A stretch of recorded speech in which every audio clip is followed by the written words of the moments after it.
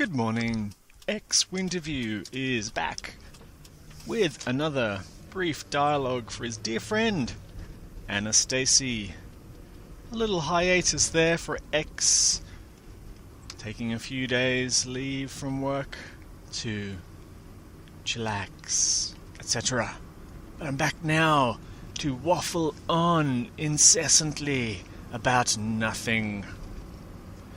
This morning's brief dialogue is on... I thought I would just give a little talk about patterns of seeking. And to describe these patterns, many ways, many models to do it. I'm going to take a little bit of psychoanalytic this morning. Psychoanalytic is quite a broad spectrum of concepts and models. So I'm going to use a particular model of neurosis and psychosis and self-actualization. Why not? No model is better than another, really, in this context. I just thought it'd be interesting. So where do we start? Out of the primordial nothingness of no thing, not even consciousness itself, arises the totality of what one might call existence. Within the totality appears... gotta pause for a sec. Sorry for the interruption. Just passing a car crash. Being attended to by paramedics and the police. Where was I? Out of the primordial nothingness of no thing arises the totality of existence. Within that totality appears shifting, ever-changing patterns, you could say, not separate from the totality, but apparently separate.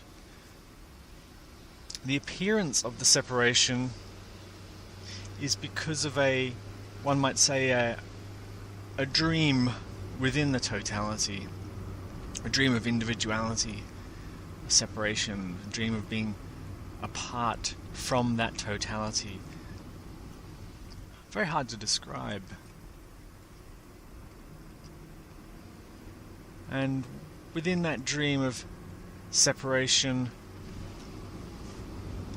it appears that the individual who dreams has a life separate from the totality, somehow independent. A vague sense of isolation. That's more or less the playing field. There we go. So we're going to talk about patterns of seeking. Why? Why not? It's not going to help anyone. But it might bring, as I said earlier in another dialogue, a little bit of easing of tension to the mind. The mind gets very serious about its seeking. The energy patterns around seeking can become quite intense and uncomfortable and unpleasant.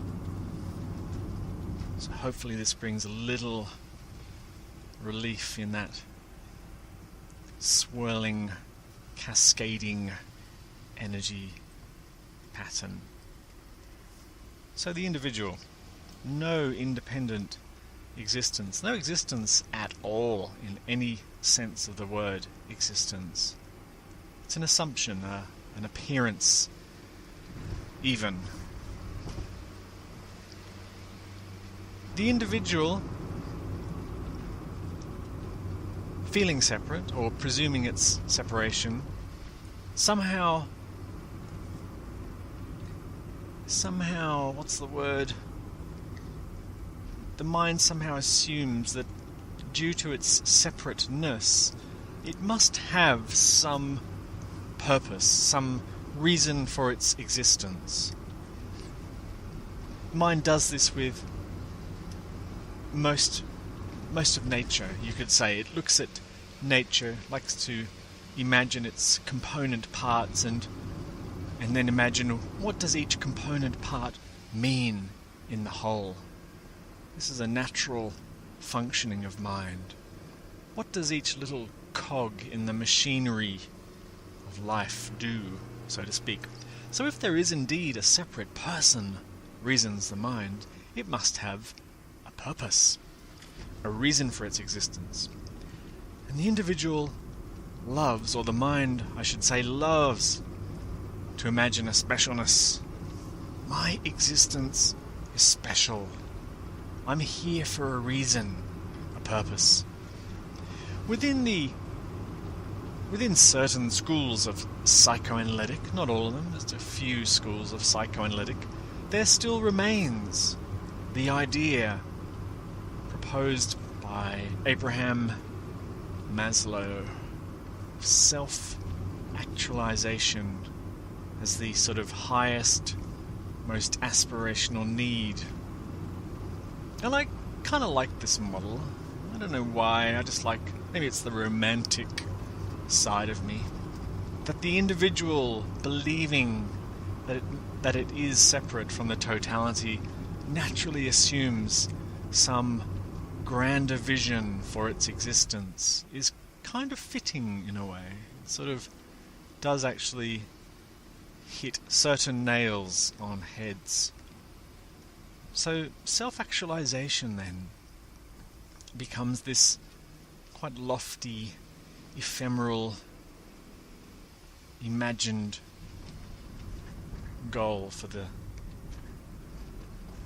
what do you call it? For the imagined seeker.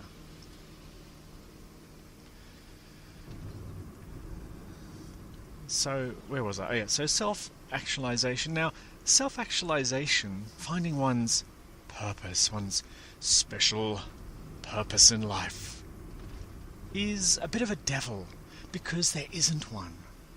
And there isn't even a person to find it.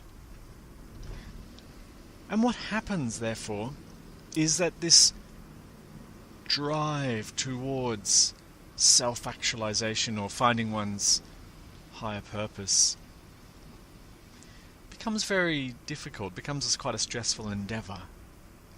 And in one of the models of psychoanalytic that I quite like, if the imagined self or seeker or individual, whatever you want to call it, feels thwarted on its journey to self-actualization, becomes kind of upset, putting it mildly,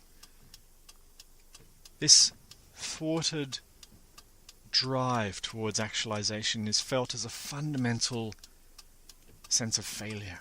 I'm not living my purpose. I'm not fulfilling my unique existence here in this life. And a few things can happen. There can be a striving, a trying harder, or a kind of giving up, a sort of, I don't care anymore. In one sense, what can occur is this as like a defensive, maneuver, there's a good word, by the mind, is to hate the world, start to hate everything out there in reality, in the actual world. And it's easier to kind of drift into fantasy and idea and concept about how life could be or should be, or how I might be able to make it one day. And we might call this, to borrow a kind of Eastern metaphor, the pathway of the neurotic. The neurotic, in broad terms, hates reality. It hates the actuality of life. If it's cold, if the world is cold, the neurotic somehow imagines that that is a problem and fantasizes that it's a personal problem. Why is the world against me? And dreams of warmer climates, tropical islands, so forth. The other way that the mind can go when it's unable to self-actualize is to hate, in some ways, the ideas within the mind. It hates the swirling concepts that torment it and seem to punish it. It hates its own thoughts, its own ideas. This is the pathway, to borrow the Eastern term again, of the psychotic.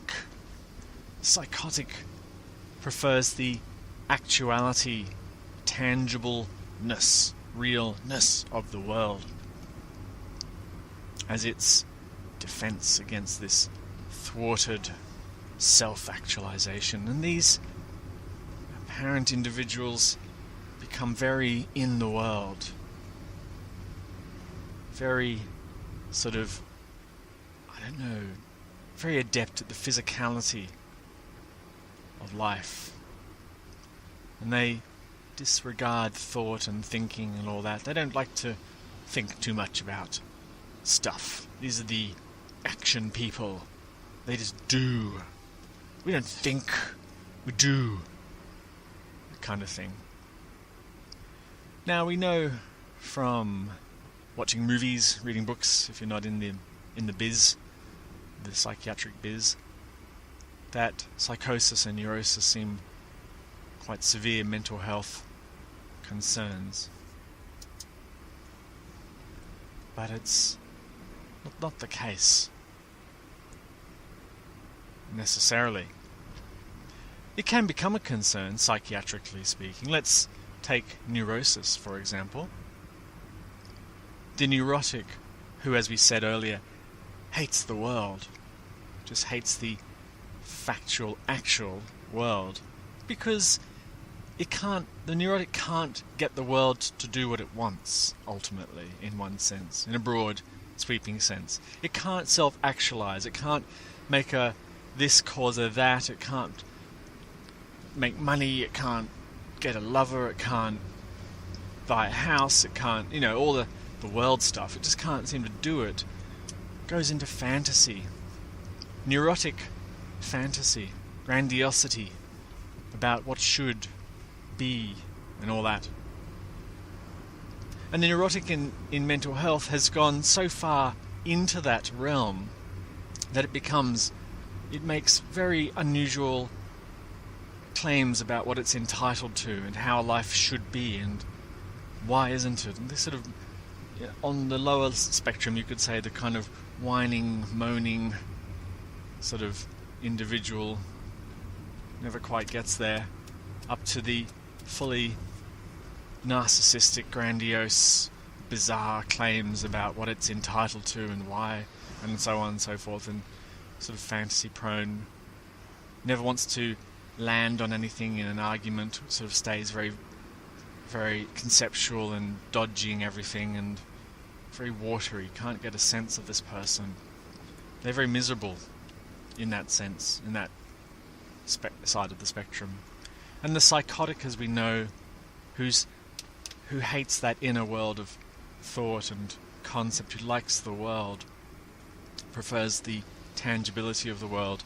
Often we see clinically as they go further and deeper into that psychoticness is that they can become very gullible.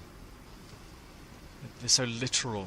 Everything's so literal. They're very vulnerable to anything that's told to them. And if they lose their battle against their thoughts, you could say, they tend to be tormented by thought. They don't understand thought. Thought is often seen as a personal message talking to them as a separate voice in their head, and it literally punishes them, it torments them, whereas non-psychotic people don't seem to have that relationship to thought. Thought is just a cloud passing in the sky, so to speak. But I digress a bit. So these two sides of the spectrum, the psychotic and the neurotic, are quite interesting, I think. We see them in patterns of seeking as well. How we frame enlightenment, non-duality, framed through our neuroses or framed through our psychoses or psychoticness. The seeker the neurotic seeker, you might say, is prone to the fantasies of enlightenment, the more grandiose flavoured fantasies. How enlightenment will fix me, improve me. I dream of being the enlightened master, the one who is perfected, who has reached a state of bliss and equanimity about life. And people will know that about me. They will respect me very deeply. For this wisdom, I will be a pure and simple soul. I will eat pure vegan food. Special vegan food, not just normal vegan food. I will only eat the vegan food that is blessed by the tears of God, if I can find such a food in the supermarket, hopefully. And we know this seeker very well. This seeker takes enlightenment very seriously, has very lofty ideas about it, and dismisses sort of lesser claims of enlightenment very easily. You can't be enlightened because you're not hovering above the ground in a cloud of golden light. The deep longing there is the hope that I will self-actualize, that this gross world which I've always secretly hated, I will transcend, and I will never even have to bother with it. I've never liked the world, it never gave me what I wanted, so screw the world, I'm going into enlightenment fantasy land, where everything will be wonderful, forever after. This seeker gets very concerned about the concepts and the ideas. They get into the nitty-gritty minutia. Whoops, funny word that I made up. Gets into the minutia of concepts and argues and debates concepts endlessly in their seeking. It's very important that they uphold their own fantasies or ideas in some way. So they're always looking in seeking for a confirmation of ideas. They're dismissive of the world. Don't like the world. Conversely, let's go to the psychotic seeking. The psychotic seeker, bearing in mind that I'm not using this term clinically, it's more just a framework of understanding. This seeker loves the world, let's not forget. This is the seeker who likes to meditate, not because of the idea of meditation, but because it removes the thoughts which it hates. These seekers don't like thought, they don't like thinking. Thinking is annoying. These seekers often find them in Zen sometimes, hating thought secretly, liking the pure embodiment of sitting and just being and all that stuff. They like the world, they like the idea of, these people get very into energies. Somehow it's all about energy, or it's all about the heart and the body. They talk about the embodiment of enlightenment, refer to the body quite easily, have a very strong idea that enlightenment has something to do with the body, that the body will be profoundly relaxed. It's something about ending thought, There'll be no more thoughts with enlightenment. It'll just be this sort of appearance of the world without thought somehow. The psychotic seeker doesn't like to over-intellectualize seeking, doesn't like to overthink the seeking. They like instructions too, very prone. They're quite a gullible seeker, let's not forget. They'll fall into cults very easily because they love the world, they love doing stuff. The cult appeals in some way. It's like a very worldly, it's like a family. You've got the guru at the front on the silk cushion, giving instructions on how to meditate. A lot of gullible seekers, sort of psychotic seekers. And interestingly, you will find a lot of individuals in cults having psychotic breaks from reality.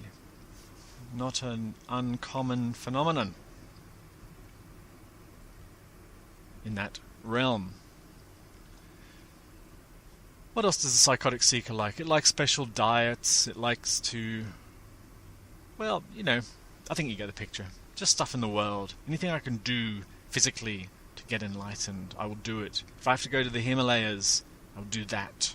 I'll go sit in a cave eating special food, clearing my mind of thought, because thought totally sucks. That kind of thing. Now, you don't have to worry.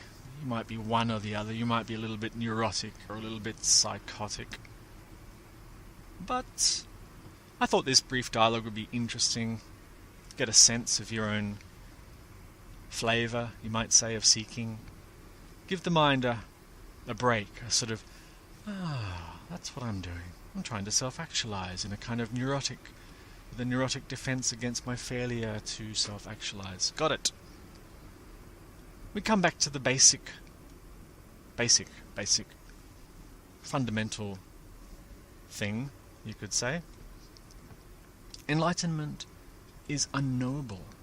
It isn't like anything. It isn't anything. It's nothing you can describe. You couldn't say it's self-actualization. You couldn't say it's self-realization. You couldn't say it's liberation. There's nothing you can say about it. Even the word enlightenment is very misleading. Very, very misleading. And so that's why, in some ways, that the mind, thinking that it will know this, will get it, drifts into these cul-de-sacs, you could say, very easily. Very, very easily. Anyway, almost at the office, this fine, drizzly, cold morning. Feeling a bit, well, quite a lot actually, relaxed after my break. Once again, thank you for listening. Hope you're well.